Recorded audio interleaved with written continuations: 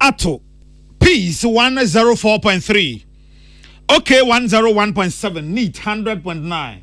Our ship house, our Beka Junction, Accra. Hello, 101.5 FM, Kumasi Dumamamba, Yamamuninaha. Area and somewhere Yabuabu, no day, Bramudi, the Marco be any Ghana Port and Harbours Authority say. And to Kwane si Wamujumaini, any Ghana Immigration Service, Ejumainino and Terminal. Ni wusem kra ya nanka eni se esie sa asemi na sani ade ba so nanu atomo bie kire se fere mo my Ghana. The SCNO is very uncalled for. A great deal of indiscipline because we are disciplined even how be even obi pai waswa you would follow the right process. Na Dr. Baumia campaign one na hini se si aye ka se wie di mu enkomo Professor Nana Jane Opoku Ajiman so kire se bibia ye pese ye kra e de baga na ha sei no eno ka ho bi e na ama ye sikasem entimi enyina yie ga so ko nanimu a o hwe de ono abetimi aye ansa na wakohwe de onhia no ntimi nye na wakoto ne baabi enti se ati kromu ha na ye bekra bru. Ghana Highway Authority say o ma hunu se potholes bebre abakwan mu eno mbeka wasema akiri street lights also bebre so afi de omahu ye kan afi ansa na omate enti omo ba be street lights no. Ghana Nurses and Midwives Trainees Association say mampani abede akire bo a o share se o mala wane ye fama wo mo no o mu nhye da ni hu antoso se eba ne anase eba chena. Having heard the Vice President speak particularly the allowances we paid today, we contemplate that will his statement be different from a statement that heard from other people who didn't actually materialize the same. Now MTN at the 4G plus as we Suzy Herbal Center.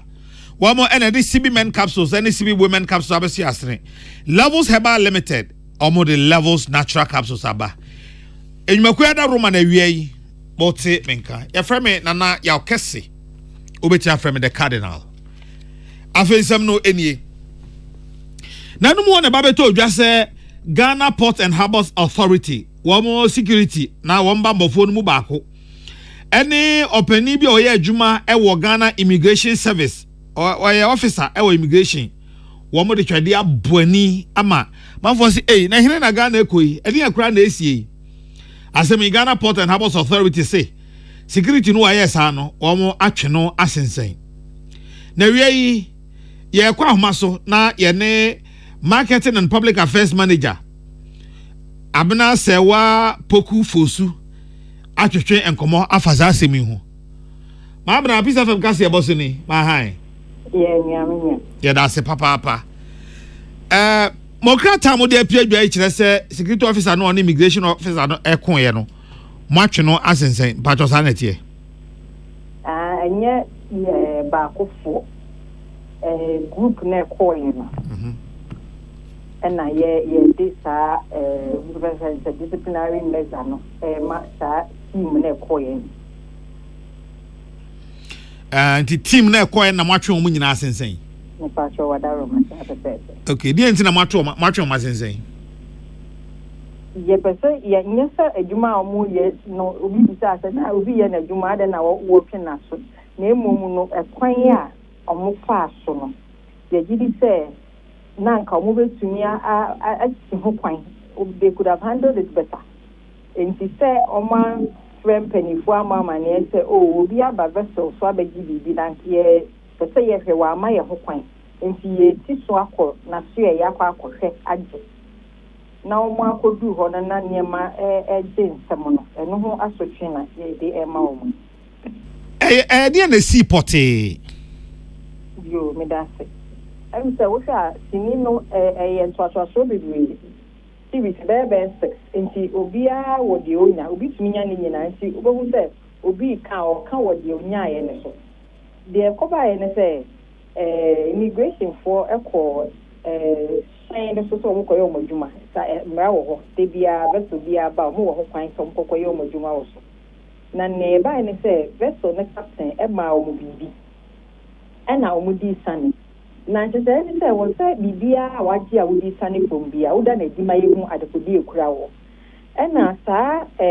practice na yɛkɔ vessel so a yɛgye nneɛma no ɛnyɛ biribi a yɛgye to mu saa ɛsiane sɛ sɛ yɛanhwɛ yie a obi koraa bɛtumi de biribi bɔne ama wo sɛ fɛtwa mu ma me anaasɛ ɛbɛdu baabi na akɔyɛ sɛ megye wo by force so ho obi wɔ hɔ a ɔno bɛfi ne pɛ mu de ama ɔba yɛmpɛ sɛ yɛbɛ encourage saa adeɛ no enti wei no security po anka sɛ meesidi ɔse ma menhwɛ adekode a wogyeeɛ mehwɛ wie na ɛnyɛ nea ɛyɛ contraband na biribi a na wode atwam enti mema wonhwɛ no a ɔmode sane kɔɔeɛ a ɔma ama security afoɔ anhwɛ no ɛna ɔmo tii so kɔɔ ɔmo ahyeɛeɛ a ɛwɔ port a yɛde ama ɔmo te hɔ yɛ adwuma no sɛ yɛkɔ akɔhwɛ adekodeɛ ɛhɔ no ɛna ɛkɔfaa saa ntawantawa no ɛbaeɛ. Okay, I see. Na me amanfoɔ se Ghana Port and Harbours Authority mu security for no ɔmo nim asɛm a maka akyerɛ wɔn asɛ ɔmo wɔ tumi bi sɛ wonim ɔmo kasa nipa nkora asɛ sɛbi wonye nipa ɔmo yi nneɛma wɔ hɔ yi ɛkeka kwan a mu security foɔ yi ɛde ɔmo fa so mo nyi ni sɛ saa nneɛma no a yɛde ho so bɔ abɔ mo a mo nka ho hwee no ɛna ama ɛnɛ ɔmo nya ahoɔden a ɔmo yɛ saa deɛ yo meba anɔpa di a security for ɔmo wɔ schedule mmiɛnsa anɔpa di a mokɔ parade mokɔ a yɛne mo ka yɛkasa ɛfa nneɛma bebree ho ɛna obroni bɛka sɛ obiara wɔ ne different beat nti port security manager na ne deputy mpanimfoɔ ne mbaa bɛkasa mokɔ ha no these are what you should look out for. Say, as for customer service, maybe I just say you need more adano anopa 5 a.m. You should na baby ni omo fa mu fa kan ni na bi. Na me ebe ya say eye bi num suba me nka say omu nyina. Eye bi suban. Ade say ye ni omo kasa say adwuma no eno na ye nyina ye different so ebo ye bra na say ye different ye ho ne ye ho so. And I say so no the port business, the international business. Ghana for the science. I say what you see a me. Na they see you know. Yes, I say you not to say and yes say Tawantawa view security agency said you no more kind of say jama a reflection of David. Security agencies say you know ports, you know, they have a very cordial relation that and she mukos da.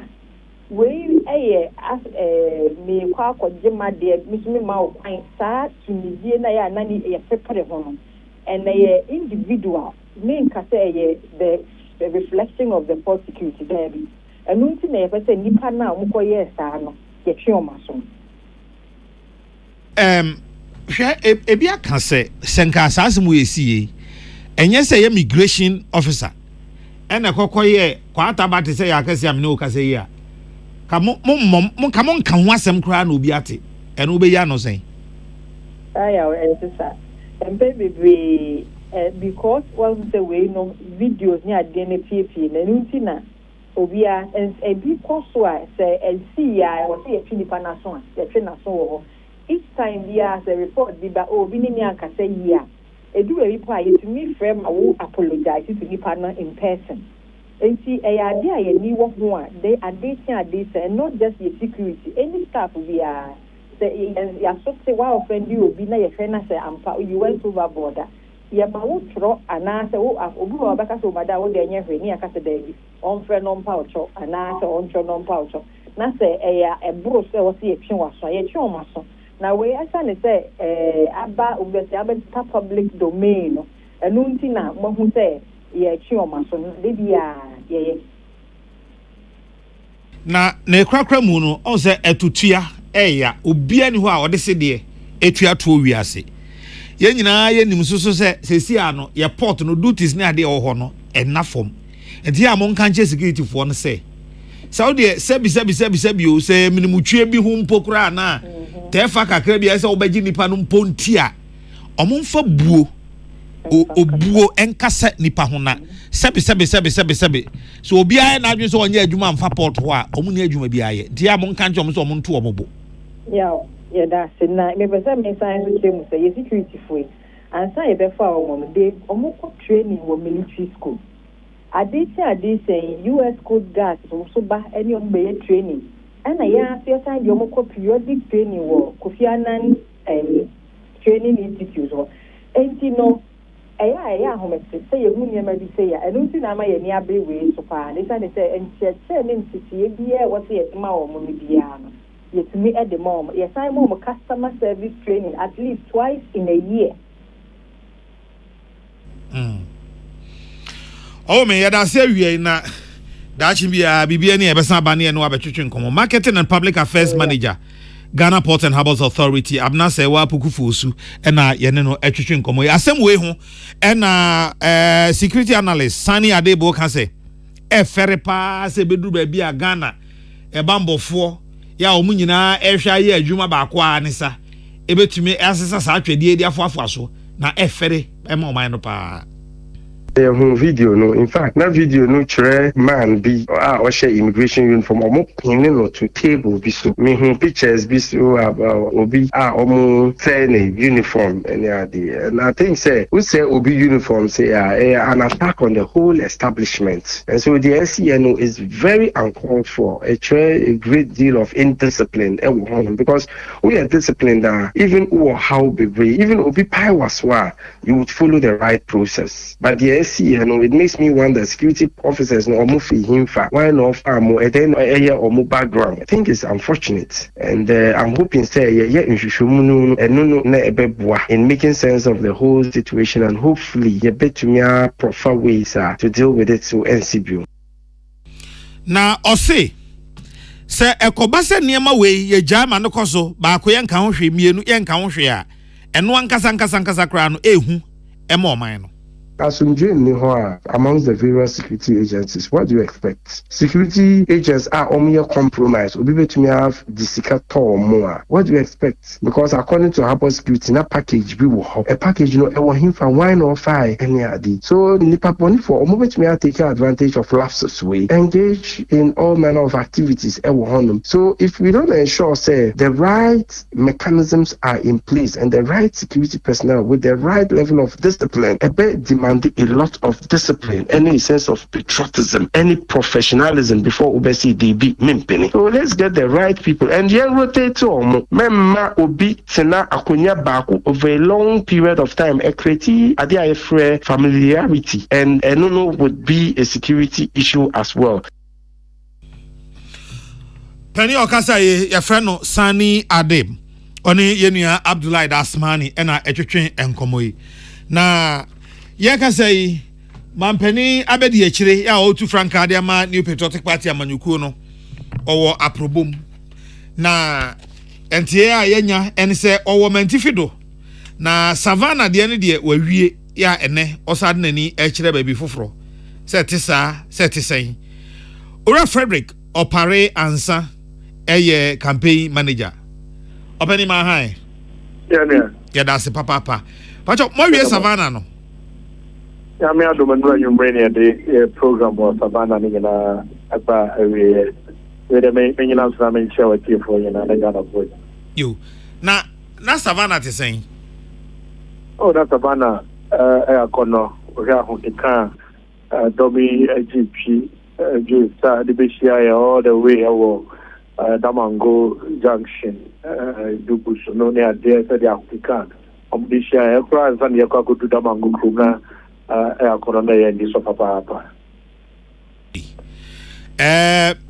Sa aproya mukui edi na dance ewo mu and especially ebra mukoduru mentifido a yebeka se mampani abede echire wakọ ne die mu no die na muhunu no sonko a amantama hodo a makọ ne ba bi a modi kan abonto ano muhunu bie beka se no kreni se fie aba bedru 5 northern regions, you can tell past from east and west and north. The Chimania digging, and now who can papa.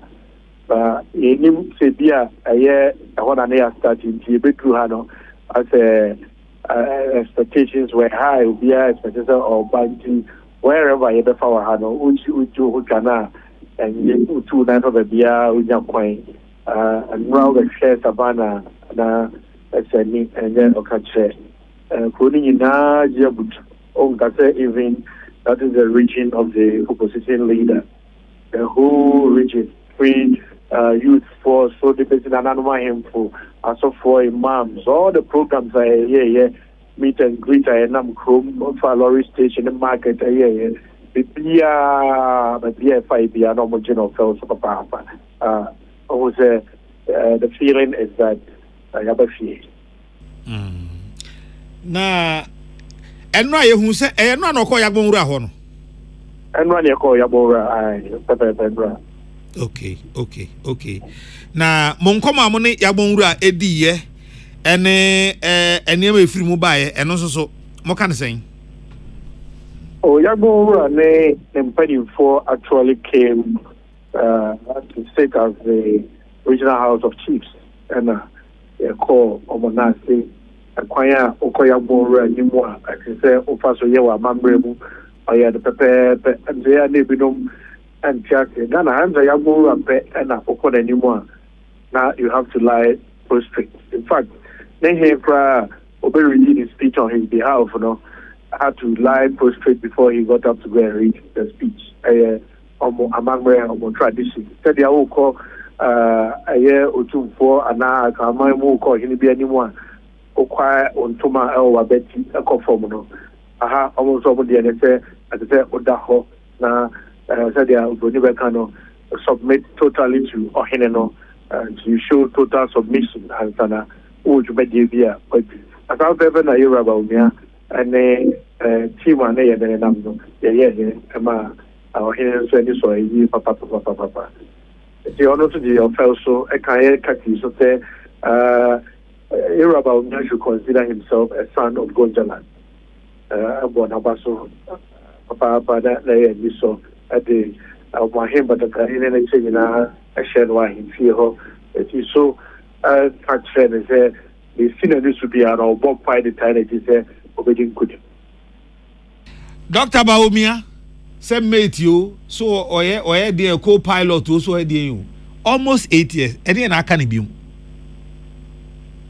Well, Doctor Ade ne samato oman for bebre baye e form change na ni ampa adwuma no bebre na aka ye ni mo te say etumi eye be dey be so oman no free ye nhyehyɛ ya hodo te say oye na etumi enya oman no nema bi fapem esi baby it is the sana they are the next level no that mean another aban na odi moment no or to me ade niama SCC na abai afei that you bet me take it up to the next level now why be no bet me the Ghana akoda nim based on a juma akufa do aban aye a chain on one gata be ji the ordinance to Ghana for any economic challenges are your woman na budget to money Omanfo Kasa access sabe enye Ghana kuna say you've seen videos of UK US mpanifo nyina allude to the fact say area say ayedin wo maybe me nyina sabe enye Ghana hankoa empo Ghana ya boy homodin achai ebenom ansan ye group bia ye tree but annoy nyina mu no antetem pansa me adwumayfo aban ndi omuka petrol bo na ayedin so kopamsa petrol di bi o ko mine bi so sabi o masala ya sano petrol no ko bega bi ato ifide bi kana o mine ko enya tika o de bekra sano maybe aba Ghana you do say we are past the west who na say uchi te dia IMF for no kata e de fa ba bia it kasam no edra ata ya tra de etro the doctor am ya say oba bebe o de say pa huru bebre e ba beba and that all can be a trouble say I just say applying government and reducing the expenditure. By reducing the expenditure, no ma private sector no lead a lot of the investment efforts. Ababuwa ma by so reducing borrowing, by reducing the debt tax citizens to a certain level. If you say all the capital investments out here will be borne by private sector. As I said, the outer one then I was maybe baby other. You're probably looking for 1 million and not 2 million in how they are considered. And so, Casa over rent, Obidia, who get to be at 10,000, 15,000, and 20,000, and even 5,000. When you're baby, would say up to that Uchiana Kaka. Sana of course at the second albino. Yeah, Mabibia, not buy Cobobis, not buy Copis, Lorry Coin, you could see teacher for dying, you could see Doctor for dying, you could see Pussy for dying. And then you make my coin man private sector, no. And yes, I know maybe. Not buying Dada Sika at all, and then Yapadia. Yeah, dear, who are good deal with some Sika crab and never been teacher. That's the kind of the door and could the private sector for them. That is a Juma be producing there. I got a point of a man. It will go soon and your mom for a China grace on going. Yeah, be more your fight, take you one, which was a man for air or 70 years, Papa Bomb to. Na ehene na man kosa asasa no. Yeah. Asa bi no na o she top long sleeves white bi no a o 29 ne nsa ni nyina bomu no. Na me so matada. O de say giant kan kese. You can't be no matter the money just our na flag bearer our you dey say at the direct. You no one dey tam. O man for this one dey go. Hey! Asa boni nkuma sase ampa. Anyway, I know the lighter side of it. That's here. Amen. Onunyam for Frederick Opare Ansa or your campaign manager Emma Dr. Mahmoud Baumiono ne no twetwe enkomo yi.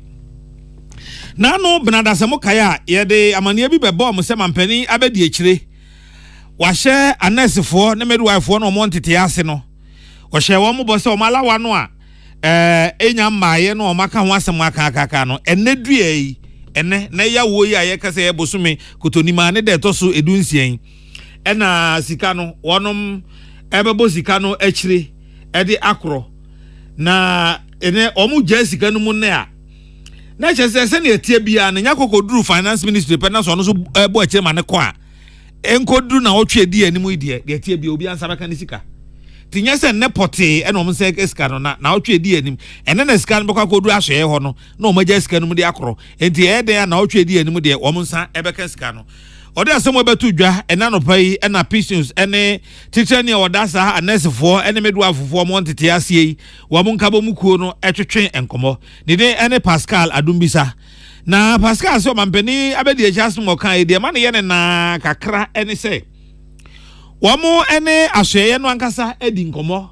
madi nkita ho kwa akire bise mo nsan ka da bia ye bo mo no ho ba mo ntwen ebeba mo nya abotre abansi ka je eden wo de mo ntwen abansi si a ne ho nye de kakra sa ndo onu mo nti ase na o mo nya ne nyina ne se o mo ntimi hunu se sa boye o mampani abedi akire hye wo mo yi etese nea ya hwe o mo dada no a ankwankwa ya adwuma no a na se we de isan se free o mampani abedi akire ho banti no edanso.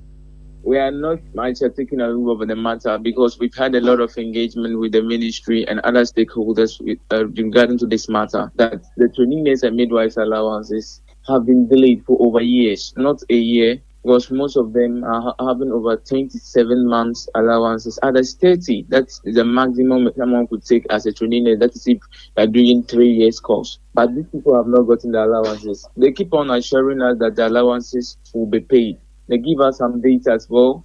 Other dates stands out down. So having heard the Vice President statement, particularly the allowances will be paid today, we contemplate that will his statement be different from a statement that heard from other people who didn't actually materialize the same, or his statement was going to go same. Na wan fan so ha o se mampani abedi akire bo a wa hye wo mu osre pa se on fase onyoyo. I'm still waiting because he said today, we are hoping that our members will receive the money as he stated. The money hit the account of our members today. That's the expectation, the whole team we are expecting. So that's why I earlier on stated that we are hoping that and expecting that the statement made by the Vice President are not just going to be mere words, but are going to be true. So having the words being true, and we are holding him back to his word, we are sure that the monies will hit the accounts of our members as he stated. Posha Mensa Bonsu and one Pascal Adumbisa, ya waye National President Ghana Nurses and Midwives Trainees Association, etwetwen sa enkomoi. Na teacher ni ya wada Road Safety and Environment ano e Ghana Highway Authority Ura Joseph Achu Amajaka.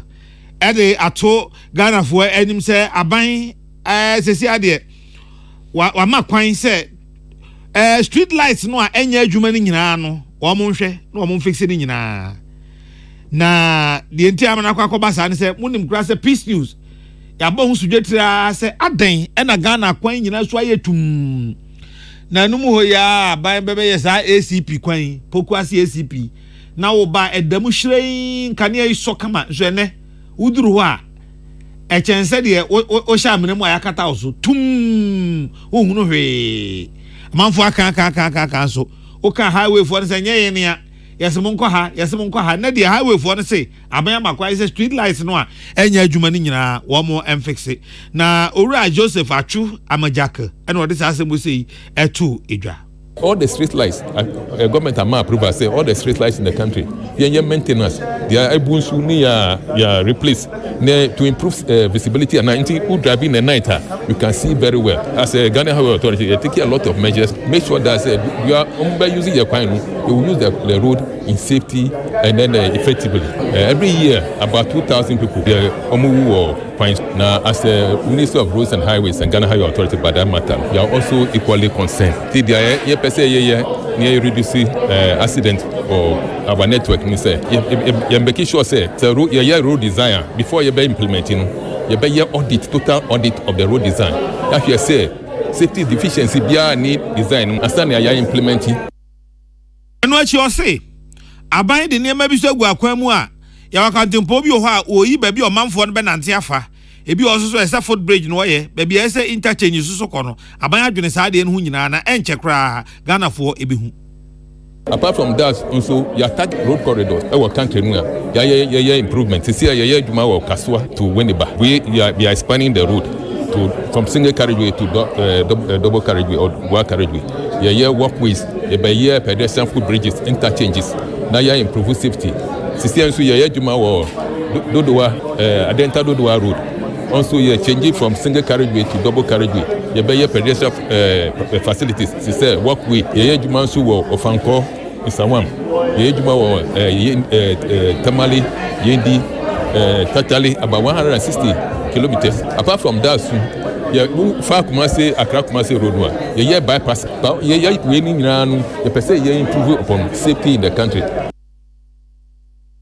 Penia Okasa ye Feno Joseph Achu Amajaka, or ye Director of Road Safety and Environment, our Ghana Highway Authority.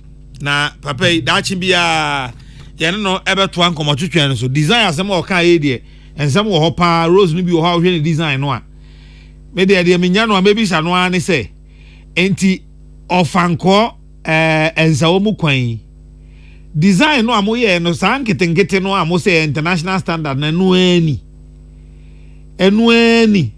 design amoye de ekwa no hihwawo ka ba kunya sepe traffic we kura mu nwie ka ba ko sepe be he traffic e wo ho kwan we die mo aye mum die nanso wa hwe ade mo pese mo de solve air traffic no entimi solve na yanko enzafo froso sesi ade esidi na ho odene no obi nim ba bi a ejina e na obi nim de ebe yeso a ebe yi just a professor Bokpen nom na betimi a kire ye ne a esese yeye adwadifo osu awufo osu omo eton niema esu enti aban soso odi bibia gu akwan mu anti ebetumi ama esidi na nya ahoɔden ana se ye tena ho ahwe ni se yi a na sidi no kwa na ekofom prof mahai me mawa ana me mai tipo ina so amba chempu tipe ye ho adom me ho ye pa na prof pa cha wo so yes adom nkaka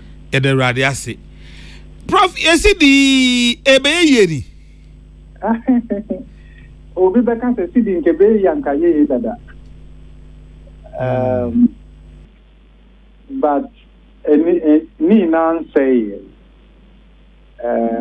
enyame bi wonu mo e o se betimi aya ebe mama sidi no emu ejina hono mo kakra na se yemfa no se bi asidi no be appreciate against the other major trading currencies in India. And only it's not something that we should expect. But the Americans are said, hello. Prof, Atamati Ongapa. The Americans are said, if we come Ghana, yes, say, ye be Yayitika, a year a year from July 1965. On to 1965, July, no, now ye feno British West African pound. That time is not depreciation, they don't get any a textbook. And at that time, now inflation, so I said they need a textbook. Because those days, now currency, they don't depreciate. And the pass through to inflation, so now is practically zero. But if you come, you can't say, yenya a pound here. Yenya political independence, ye monetary independence, and ye introduce yenya yesi, I introduce yeno. And yama, I wasn't clear, say ye. And can see the limit yenya, ye friend says stability. No, yenya. Inti omemuha, ye na yeni, idea what ye. Inti yenya. Na say yanye ni o say na say be a currency no e behave in a certain way and na ya say then na see the CD more or less is the pulse of the economy. The CD is the pulse of the economy. And she say oh she say economy no kuyi measures I did they are working. One way of testifying to that is the performance of your currency. If you say, as part of the IMF supported program, government has agreed to a number of reforms, which all put together, and because it may be my CD no yet stable, but things haven't gone according to plan. Senkaosha's IMF program now. We entered into, in fact, tomorrow will be exactly 1 year. Tomorrow is 17th May. Will be exactly 1 year.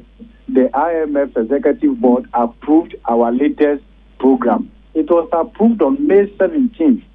And actually, that was also our 17th program. So our 17th IMF supported program was approved on May 17th, 2023. The OSHA program lineup facing arrangements now. By this time, the second review. The second review, for which reason the country could have gotten about $360 million.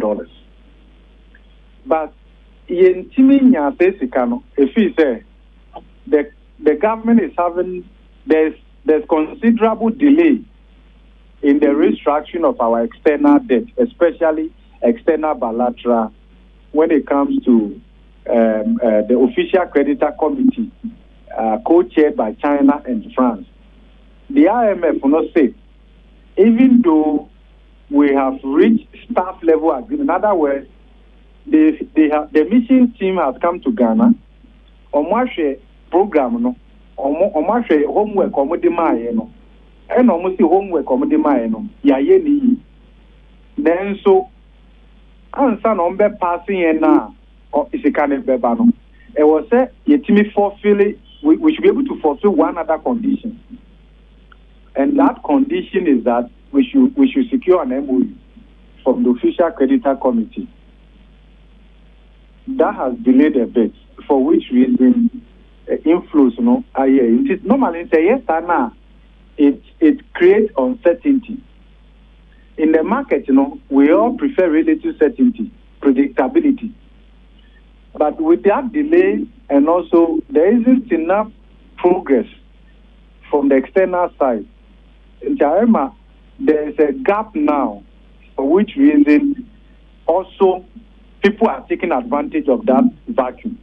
That is what is playing out. People are taking advantage and all of that. So we share at the global level, no so our hello. Prof. Kapa. We share at the global level now. You can see, say, the U.S. currency is actually strengthening. It's strengthening. Yes or no? It means that dollar-denominated instruments in the advanced countries are becoming a bit more attractive. That could reverse portfolio flows to emerging and frontier market like Ghana. But already Ghana, we are not making progress on that end. Okay, we are not making progress. A combination of the delay from restructuring of our external bilateral, mainly external bilateral. The external commercial is not strictly tied to IMF program approval, but the external bilateral, that is where they are looking at it under the G20 common framework. And then also, we are election year. So we share almost all the competitive election years that we've had. The CD usually comes under some pressure. Of course, 2020 was a bit of an exception because in 2020, this was what happened. In 2019, because of the 2020 election, the central bank, the Bank of Ghana, was actively building reserves to withstand the shocks of an election year, which was 2020. And therefore, in 2019, the central bank allowed the CD to depreciate because they didn't want to burn the pressure through the international reserves. But under the current arrangement, the central bank, their hands are tied from defending the CD. The reason is that, unlike the way they behaved in the past, 2019, 2020, because we were not under an IMF program, now the central bank cannot dip their hand freely into our international reserves to defend the CD the way we could have done in the time past. Because in the first case, we don't even have the reserves in the first place. And also, there is a benchmark that our reserves must not fall below as part of the IMF program. So when it happens that way, the IMF will prefer that the currency will readjust on its own without the central bank coming onto the market to sell dollar in order to defend the currency. So that is also playing out. The other bit also is that the ocean measures there are two in place now. When it comes to what we call the fundamentals of the economy. Now, you can't say fundamentals now. We are talking about development with respect to, let's say, the real sector. We measure that by GDP. In fact, the GDP growth we have seen, in fact, since 2020, it's not sufficient. It's not sufficient. And I will share first agriculture and its agricultural productivity. It hasn't. Ideally, it's in times like this that we see the efficacy of government policies. For instance, planting for food and jobs. If the program had worked, it will show by now, right? Maybe we made some progress. We could have done better. But let me tell you why I have reservations about planting for food and jobs in the second version. If you look at inflation, now say, food inflation, local food inflation, as against imported food inflation, and local food inflation is very high. Which means that within our own economy, we are not doing enough to produce food that we can eat and cheaply for Ghanaians. It may also be a reflection of a domestic supply chain bottlenecks, access to road to farmlands. So where the farmland is and where our map is in the urban areas, connecting the farmland to where our map is, the roads, how accessible are they? And then you're also looking at the role of middlemen and middlewomen who hijacked and all of that. So if you look at the granular data, you will see that, yes, ABA as a country, we've made some progress, but really, there's so much that we could have done, which we haven't done, and all these things are coming to bear. If you look at inflation, even though inflation has come down from 54.1% December 2022 to now we are talking about 25%. 25% is still very high by world average. Even if you look at that 25%, that's also regional differences. Inflation is very high in some places, even though it's 25% on the average. It's also low in some places. The Akan CCI say over food inflation. That's also Upper West, Eastern region. You check the data from Ghana Statistical Service. Food inflation is very high in the Eastern region, Upper West. and the others. Even though we may talk about national average, that is very low. So if you put all these things together, we can say yes, maybe the worst moments are over, but we haven't made so much progress to ease the burden on Ghanaians. Now, this is what is also happening. In an election year, because of the uncertainty, normally, there are portfolio flows in Kofu, this free Manani, about Ghana, some mobile business, and a foreign direct investment, and remittances, and other things. Now, depending on how we manage the political temperature, those inflows, they are embarrassing also ban. And after so, Uba economy no one kasankasa, Ghana for kasankasa yewaha. A binum wosika. Hello. Hello. Prof. Okay, so yeba o many man kasankasa. Ghana for kasankasa yewu omuwa. Omunya omusika wa. A good number of them, they prefer to keep their wealth in the US currency. Okay, Prof. Ebrebi, okay, the Gospel of John. Time wana Yesu, won't you know who preach chiraman for no? Oya no akache soldier for monhwe. Na mo aha money anjire obi abiom. No akache tax collectors, mo so mo ko no. Monhwe na mo anyi sika nchen de atwa amamu. No akache we se mo kwa amunye sei, mo so mo kwa amunye sei. Enti sei. Dien pa na ebeya ebe mo yesika begina. Eye ina ye ka ho. Example we see na just say there is none holy. No, not one. And it's a member example, so no, you see that what government ought to do. You also see what businesses are doing. You also see what individuals are doing. Ghanaians, in the last couple of years, people are building what we call the bedroom economy. People are keeping their wealth, their money at home in secure places. In that way, no, they are not keeping it in the local currency. They won't keep it in cedis. Because the cedi to the average wealthy person is not currency. It will depreciate. It will cease to perform a basic function as a store of value. So they will keep their wealth in the currency that is more stable. Under normal circumstances, confidence in the economy is that things are going to improve. Now the idea Obi Uncle Wobe say $5,000. Or can say, hey, we keep it at $5,000 we are. Maybe by next week, cost rule, so everybody would want to trade their money. Everybody will move their money and all of that. But here, matter economy, we don't have confidence in it. The politicians themselves, let's talk about that one also. Ghana politicians, whether in NPP or NDC, here, policies and often say their difference will move. When it comes to behavior, there is no difference. Politicians don't keep their wealth in the financial system. They don't. They don't write checks to finance the political activity. Where do they keep the money? And in what currency do they keep it? This is the issue. Why is it that in this country, black markets, someone in black markets, why is it that in this country, black market seems to be the main market and not the financial market? Black market, no, so you say, omoya this year. Some of the black market, you may see them right in front of police stations. Oh. Oh, Prof. Where do you say? Airport. What the upper airport says here? Would airport police station? Wow. Oh. But we all know. And do you know why we have not been able to eliminate black market? Because I'm penny for now there.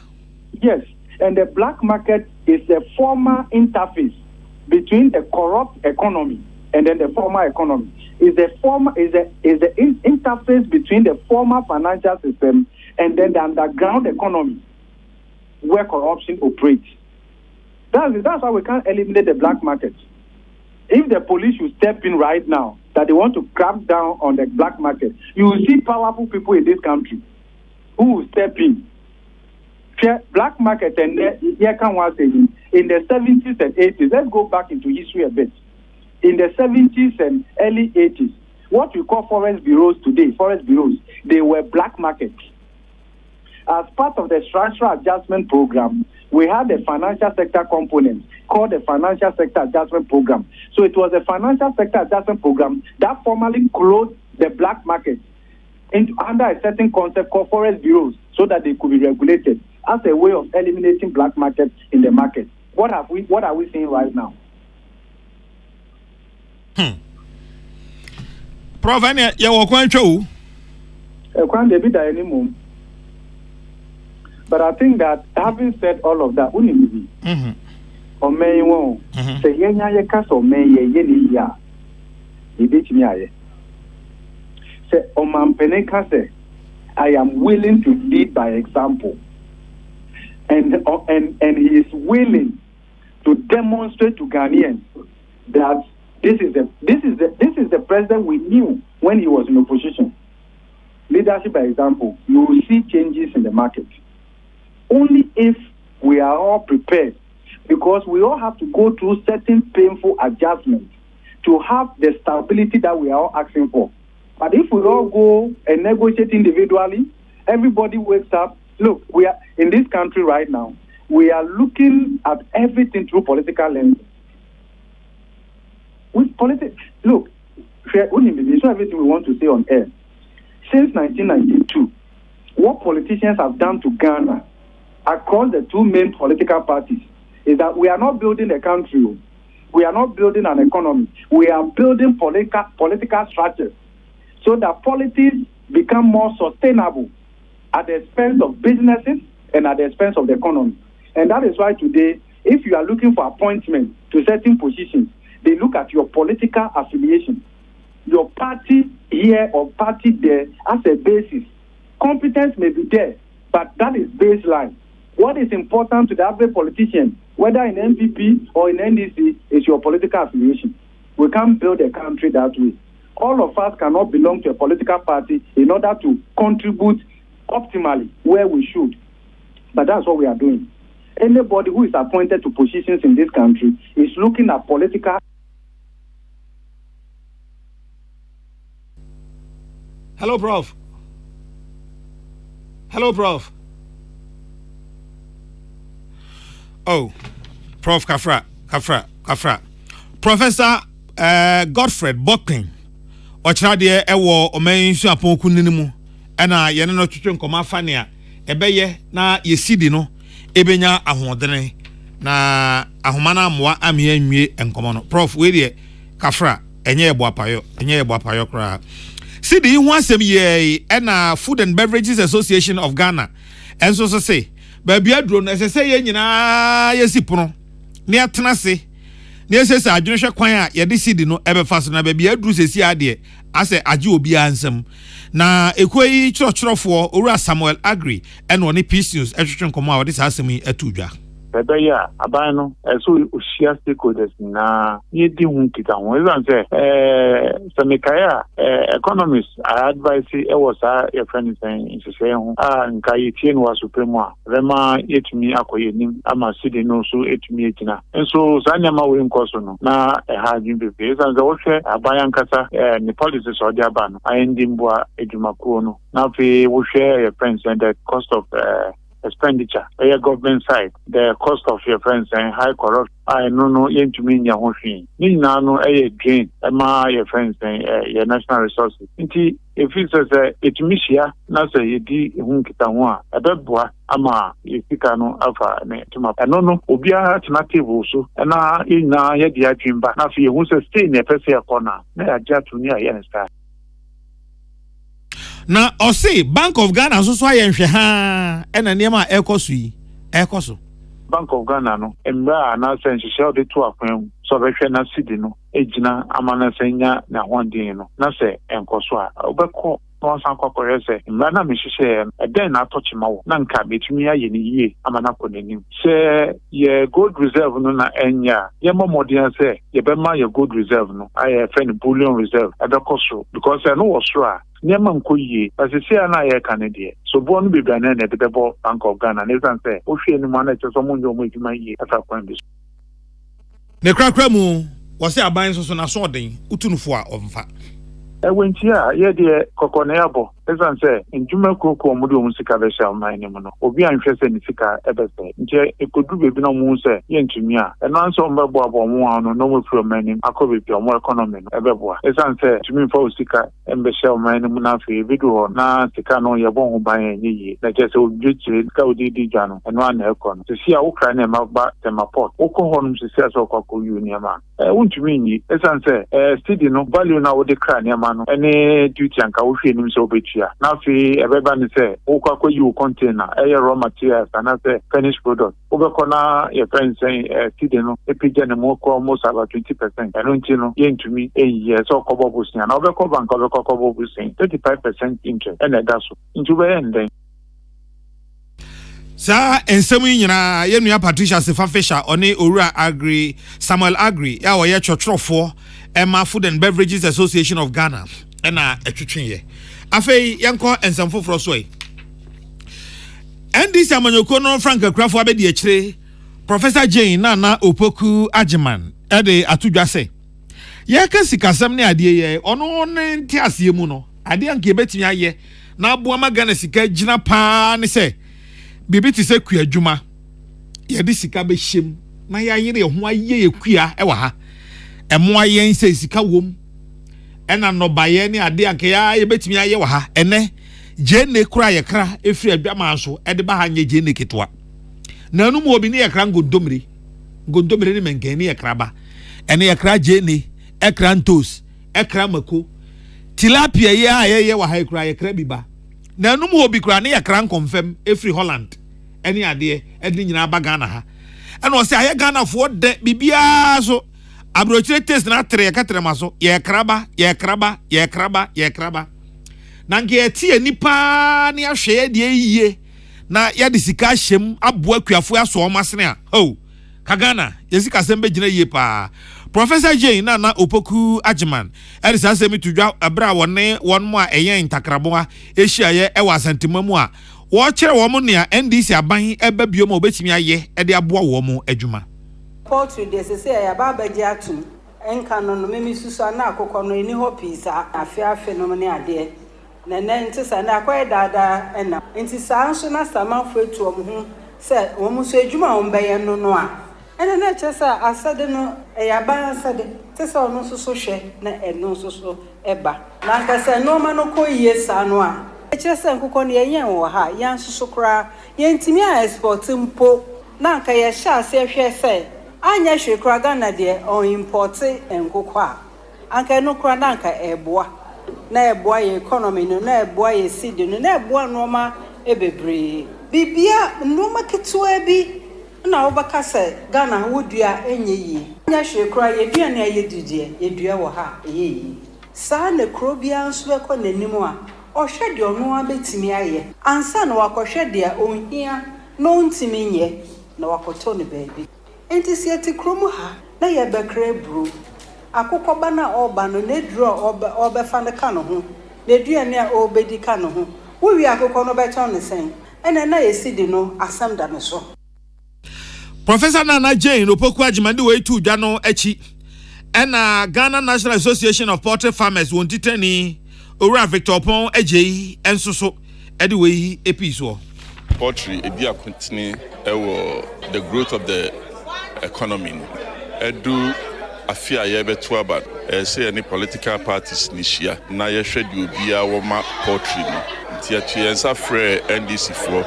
but ai nyina ne so ye bedwene poultry ho poultry eye adwuma bi a esopa ba se ya me no ka say ewa ahohiahia nti na ye pese ehu se nyame ya o madum nom tibi ba ban mu a ede no mo wo ma poultry no de hye ben no mo wo di mai tia no ne butaya ede bi hia ha sei Samson Kwame Nyameche eboa manie ano efri asantemam na ode ebre yen na yenuaba Yvonne Nelson okaya brebi atwamu na dumso gina mu pa no oba ya santo adi ni nuanom mrante anim efre dumso demonstration enkramontene so ha wosi sesi ayase adu dumso no ni bunumu enti eso osan yesa ye kire ni bio ama wone enkran mantam posi atraye no akasa mantiase aye adwuma na enyo ono nko anso so na oye saa oye kire yi ɛno nti Peace News ebra yɛn nso yɛnya akwan ne ne owura Henry Osei Akoto a wɔne Yvonne Nelson ɛna etu saa na mo ɛtwehwɛ nkɔmɔ fa dumso no ho wɔkyerɛ sɛ ɛnyɛ sɛ bia wɔn ma hyɛda so wɔyɛ dumso ɛho demonstration de agu obi anim ase ana bibia ɛte saa nanso asɛm na aba ɛna di kanti ɔmo ka bie. But Adebako ayesu pese magana for nyam say we are going through a lot. The cost no enya Henry Osakoto anase enya Salom anase enya Yvonne Nelson. No, it's about Ghanaians. Ghana for at the sum. Say amobile police station as more the cost. Look at the genset. Esi so e bedu ha nyina ensum. Okoka ye say dum so ni ho. Na dey be na ho. Right now as a Bigina police station here make say lights nyina call off. Aka nyina light baby call off. It's a him fana Nana do down Kufuadu. Ejina I can say dum so be any Ghana on the 1st May. May Day ayedia o manpenyi katasa. Very unfortunate. Enunti ama ye mu bi etu e won si wo say the ekoso no the president Akan, the energy minister Akan no. Enya se papa. Omo de Ghana for adwi di akọ. Oto aso say ebia na ade ni hu a eye na manfo enhye danfo bani nko ho papa nti we de o kire mu kakra.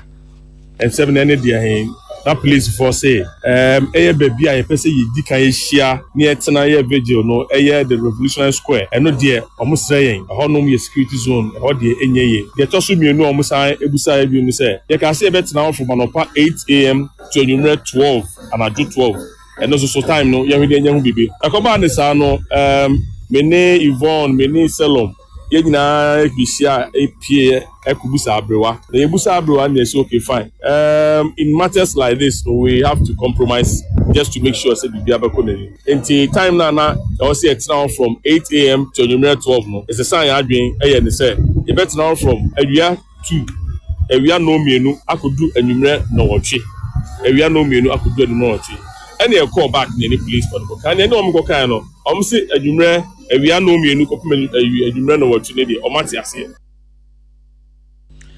na Yvonne Nelson enso so any Peace News that twetwe nkomo fa za demonstration ya ho.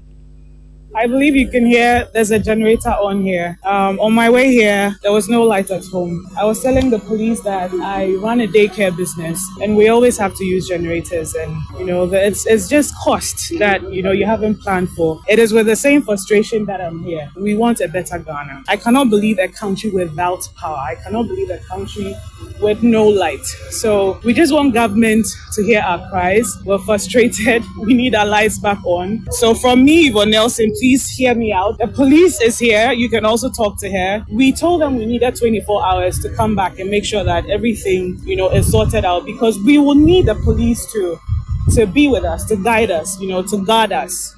So I'm sure you guys would hear from us. Yenua Clinton akwasi amwako na bo asasemi ano ebre yen. Na Peace FM premoto breka sebo na waso egusu awutie abusuafo. Ya home kasebo no so na ya jaboafo nkrato. Ebeba sesia.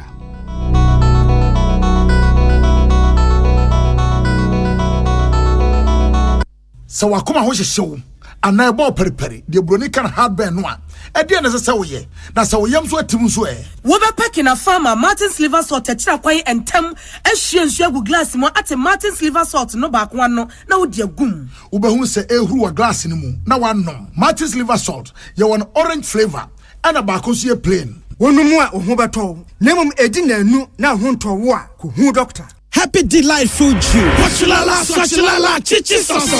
Afrana pa. Epe pashu breakfast and was in woman. Joe Happy Delight Fruit Juice. Against with toast, cereal, and even them cool. And we a bread and fifi. The monster fridge man. Happy Delight Fruit Juice. One of one. And you be here. I come here to relax anyway. So I know when you're. Let's say what the chamado. Happy Delight Fruit Juice. Off and a baby, I bring you all day long. One fruit juice. I'm Happy Delight. One different flavor. Different size. You number 1 liter. Number from NG 150. And 250 ml. Ebenye healthy life shops on your supermarket. Happy Life Fruit Juice. Loaded with taste. Tune it in. Turn it up. Peace FM. And rip off the knob. Afe yenwie kasebo no nsema aka akiri. Sa ukọ won mu a ehwe wiemu ebo amane Chese nsuo beto awia bebo mframa befa onma atena ye wo Ghana ha say Ghana Meteorological Agency a ye wo atena ye wo mo na ye nhwehwemu fa report wo mo nsa kan nyina eho na pani a oda no eye mame Felicity Ahasianyo o say omo ewe fidie bi a ye fe no automatic weather station na no de eye ne say ono ankasa fidie no ate wo no no ye nhwemu no what report na bra mo say o sani amframa na sesa every Beni ho ana Nigeria TV form ho ba no ebia nsuo beto hane ana ebeto chena na za fidie no emo report na ma omo so de ma NADMO any Greater Accra Resilient and Integrated Development Garrett for and have a Ghana Metro for no ankasa e de ye adwuma na nam so mo hunu senia ewiem nsa kyeraye ebeye na wo se anu achi no omo de app bi nso so aba na no ye frɛ no my flood risk app eno so eboa ema uhunu ba bi a wote na nkasa na ba bi a wonam no mpo se ensuo betimi ayira fa wo ana se sɛne hotie bia ebeboa app no beboa ama wahunu na saa niema we die nti omde abeka omadwuma won se eboa ema wo mu eda won ho so na nhihye bia so omo yese be yensuo nyiri emfaye no omatumi aye no wano Sesi ano say release weather warning na yema NADMO form so amosaka bi omo na wo operations room no omo na omo ye church omo say na nso no betinti omo so no omo ho ba bia nso no be ha adwen kakra wo sesi anso so no yesa wo ye free app be my flood risk app hono so no ye hye hono na ba bia nso no be do so kakra no e di be ba bonti ye ne ho adwuma ye nya wie ye in the next 31 hour time hono ana bedu 2 hours timer I be release na hono na perform susu be say na be flood beba ana emba but yenje to say wo low lying areas hono a ehia say wo beboaboa wo ho huniama bi wo form apaja ko sro say na nsuo no ba ha wadwen na ose sesi anso so hwe wie mu se na eboboba no a Ghana esese yegina yesan se emframa ne ensuo bi asesa afri Benin etifi fam ho ama sese etwam Togo anisa na ohwe so a emframa bi so ahyehye free Nigeria ho eba ya ne nyina kire se ebetumi agya nsuo ya yensu brane e de agu Ghana asase so ndi Ghana fo ese yeda ya ho so ensio ewomu ama Ghana sesia no ensio krada ensio na krada ensio bi akọ ama yenuanom na wo northern region hono upper east any upper west side hono ensio kakra bi so wo Burkina Faso ono so be ananti akodu yenuanom na wo upper west na wo southern Ghana no Greater Accra, Central, Western, Eastern, Volta so no brother nsio bi na yenuanom Nigeria from nche eba betuye wo Ghana ha na ye wiemu niama no nyina wo pepepe but sakraya ba ebia yensa enka no didindi se na osati eba enti egusu ahwehwemu se sakraya beba ebema maso ati Felicity Ahasianyo, Head Central Analysis and Forecast Office, Ghana Meteorological Agency. One spend lavadade ena etwetwen saa enkomo na semi ena ye gina so ede kasebo no aba na wiye na ensema ye de brɛ mu na wiye na edoso ye di mu akotini bie ene se yani Owura Frederick Opare Ansa ya oye campaign manager Emma Dr. Mahmudu Bawumia etwetwen nkomo Emma wɔkyerɛ sɛ Dr. Bawumia apro no a wɔde ekɔ savana element fido no ayeye na ekoyie pa so security analyst Adam Sani Adib essay sa entokwa no a esiye ewo Ghana Port and Harbours Authority Bamboni any immigration dwumayini entemu no feria eni se esoso so kra ewo oman emu afei Professor Nana Jane Opoku Ajiman so de atudwa se senkaye na ye twasika e de ahye kwadwuma mu ewo Ghana ha se ya enema ye krefri amana ne nyina bebre anka ye bejai Ghana Highway Authorities afei de ombeti omani na street light no a edundum no wo mahwe ne nyina Ghana Nurses and Midwives Trainees Association say Dr. Bawumia ba wo hye se ene aban benyeska na what the ama finance ministry na wajemu e de ama asoye no se be ya what Ministry of Health na wapia wo eka no wo mo hwe anim so mampani abedi akire nsem no enkoye bohye keke na mumwe die wo de ose ebeye oyo efrem nana ya okese obetimi afrem the cardinal me enam de kaseboyi ebremo MTN the 4G plus network and ho ha che network bia ga na dwa so ebe so masene Susie Herbal Center, omna the CB men capsules and a CB women capsules, and the CB soup, aba igwaso, and afe Levels Herbal Limited is also at the Levels natural capsules are a boa mema, Emma Omutimiko Quantintin where Jumayim aba igwaso, send me kwada Roma, and a Ote Yanka, Peace Power Sports, and a air twaso, Yadama Siama Momo, Enichi. Tune it in, turn it up, FM, and rip off the knobs.